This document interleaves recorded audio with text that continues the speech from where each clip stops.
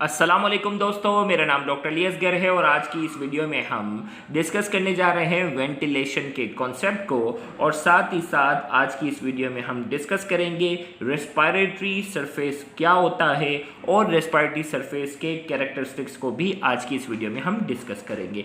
तो आज के इस लेक्चर को शुरू करने से पहले एज यूजुअल आपसे रिक्वेस्ट करेंगे कि अगर आपने अब तक हमारे इस चैनल को सब्सक्राइब नहीं किया जो कि सिंध बोर्ड टीचिंग के नाम से है, तो काइंडली आज ही आप हमारे इस चैनल को सब्सक्राइब करें और साथ ही साथ बेल आइकन को लाजमी क्लिक करें ताकि हमारी अपलोड करता तमाम इंपॉर्टेंट वीडियोस की नोटिफिकेशन भी आपको रिसीव हो सके। तो आइए हम स्टार्ट करते हैं वेंटिलेशन की। सबसे पहले डेफिनेशन, वेंटिलेशन का मतलब क्या होता है? The movement of air from the atmosphere into the lungs and back into the atmosphere is called ventilation. भाई मूवमेंट ऑफ एयर, हवा जो है ना उसकी मूवमेंट की बात करेंगे फ्रॉम द एटमोसफेयर, एटमोसफेयर से कहाँ पर? इनटू द लंग्स, यानी एटमोसफेयर से जब हवा एयर जो है वो लंग्स में दाखिल होती है एंड बैक इनटू एटमोसफेयर, और वही एयर जो है वो दोबारा एटमोसफेयर में आ जाती है। इस पूरे प्रोसेस को हम कहते हैं वेंटिलेशन। यानी वेंटिलेशन क्या हुआ कि हवा जो है वो एटमोसफेयर से लंग्स और लंग्स से दोबारा एटमोसफेयर में जो आ जाती है उसे हम कहते हैं वेंटिलेशन। अब वेंटिलेशन के बाद हम पढ़ने जा रहे हैं रेस्पिरेटरी सरफेस। रेस्पिरेटरी सरफेस क्या होता है और रेस्पिरेटरी सरफेस के क्या क्या कैरेक्टरिस्टिक्स है वो भी डिस्कस करेंगे। Respiratory, the surface where the exchange of gases take place with its environment is called respiratory surface। वो सरफेस जहाँ क्या होती है? गैसियस एक्सचेंज होती है, यानी ऑक्सीजन जो है वो हवा से ब्लड में शामिल हो जाती है और ब्लड से कार्बन डाइऑक्साइड निकलकर दोबारा एयर में शामिल हो जाती है, यानी गैसियस एक्सचेंज होती है। जैसे हमने पढ़ा था एल्वियोलाई, लंग्स का जो हमने रेस्पिरेटरी सिस्टम पढ़ा ना उसमें एल्वियोलाई पढ़ा था ना, तो एल्वियोलाई क्या है? एल्वियोलाई जो है वो रेस्पिरेटरी सरफेस है और वहाँ क्या होती है? वहां होती है गैसियस एक्सचेंज।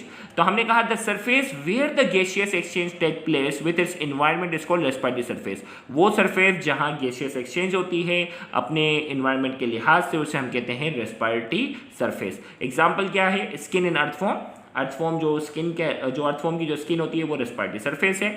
और एल्वियोलाई मेन जो है उसके अंदर जो हमने एल्वियोलाई पढ़ा था रेस्पिरेटरी सिस्टम ऑफ मेन में, वो क्या है? रेस्पिरेटरी सरफेस है। फिर हम बात करने जा रहे हैं characters of respiratory surface. Respiratory surface के हम कैरेक्टर्स की बात करेंगे। Following are the characters of respiratory surface. Respiratory surface के क्या क्या कैरेक्टर्स होने चाहिए? सबसे पहले हमने कहा मॉइस्ट। रेस्पिरेटरी सरफेस जो है उसका मॉइस्ट होना जो है वो जरूरी है। मॉइस्ट का मतलब नमी, गीला होना चाहिए। रेस्पिरेटरी सरफेस मिसाल के तौर पे alveoli must be moist which allow to pass dissolve gases through them. Moist होना इसीलिए ज़रूरी है ताकि जो गैस वहाँ से जो गुजरती है वो डिजोल्व फॉर्म में होती है, ताकि डिजोल्व फॉर्म वाली गैस वहाँ से गुजर सके, इसीलिए वो उसका मॉइस्ट होना ज़रूरी है। दूसरा कैरेक्टर है वो है परमिएबल। परमिएबल क्या है? The permeability of respiratory surface should be permeable to gases. वो गैसेस के लिहाज से जिन गैसेस को एक्सचेंज करना है ना उसके लिए परमिएबल होनी चाहिए। मिसाल के तौर पर ऑक्सीजन और कार्बन डाइऑक्साइड को एक्सचेंज करना है तो वो परमिएबल होनी चाहिए। परमिएबल का मतलब गुजरने की परमिशन होनी चाहिए। Thin, Being thin, the respiratory surface reduce the diffusion distance। अब जितनी ज़्यादा रेस्पिरेटरी सरफेस थिन होगा वहाँ गैसेस को उस मेम्ब्रेन से गुजरने में क्या होगी? उतनी ज़्यादा आसानी होगी। Large surface area, the respiratory surface must be large in size according to the body size of an organism. यानी ये रेस्पिरेटरी सरफेस जो है ना उसका सरफेस एरिया जो है वो बहुत ज़्यादा होना चाहिए। मिसाल के तौर पर example, in our lungs we have millions of alveoli. हमारे पास क्या है? मिलियंस की तादाद में एल्वियोलाई हैं। whose collective surface area is several fold larger in relation to our total volume। हमारे पूरे अगर इसको एक एक गुब्बारे की तरह है ना, ये एल्वियोलाई पढ़ा था ना, अगर इनके अगर एक एक को अगर हम फैला के अगर रख दें तो हमारे बॉडी के मुकाबले में सेवरल टाइम, कई गुना ज़्यादा इसका सरफेस एरिया बनता है। यानी हमारे लंग्स के अंदर जो छोटे छोटे एल्वियोलाई है ना गुब्बारे की तरह, अगर एक एक बलून को अगर सीक्वेंस में हम कतार की शक्ल में हम एक शीट की शक्ल में रख दें तो हमारी बॉडी के मुकाबले में इसका एरिया जो होता है वो बहुत ज़्यादा बनेगा। पांचवा कैरेक्टर है significant blood supply. Blood supply इसकी जो है वो सिग्निफिकेंट होनी चाहिए। Respiratory surface must have a significant blood supply to carry carbon dioxide and oxygen. Blood supply ज़्यादा होगी तो ऑक्सीजन वहाँ पहुँचेगी, कार्बन डाइऑक्साइड वहाँ पहुँचेगी, क्योंकि ये तो ब्लड में शामिल है।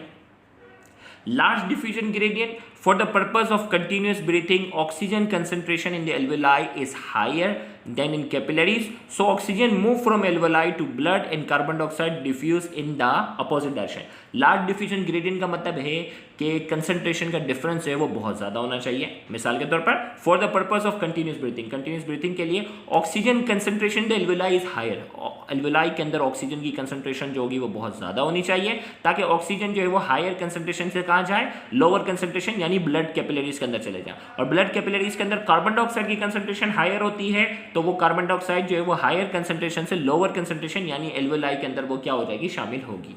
तो हमने कहा for the purpose of continuous breathing oxygen concentration in the alveoli is higher, alveoli के अंदर ऑक्सीजन की कंसंट्रेशन ज्यादा होनी चाहिए देन इन कैपिलरीज के मुकाबले में।